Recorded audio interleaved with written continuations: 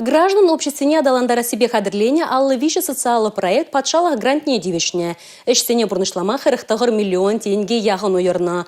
Пәлдер кукударду 40 миллион тенге беданлашна. Кажал президент Гранжин фонжи дергелеген конкурса худшынаганзен ежеге сама юсне шактада ытыйдыва, усламба эшлемень пірлежузен эшхелне тимлеген координация канажын анлыларывынже хускатрыш.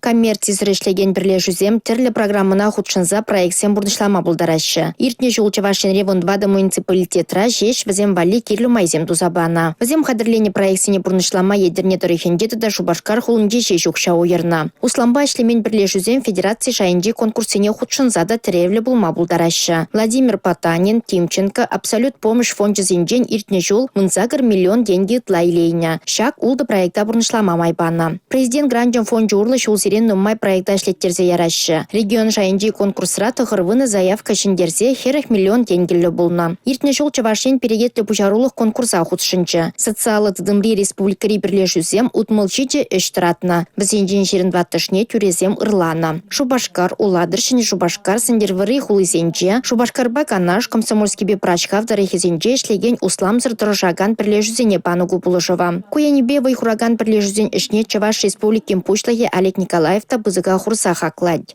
Вазем терлеенле хозяин ежесене ергелезе буны курынзадырать, унзыр бушне юлашки иги вижужлушинче эбір Чуваш республикинженде вазенжен самаях хыснай ран укша уйрза бурабушларымар.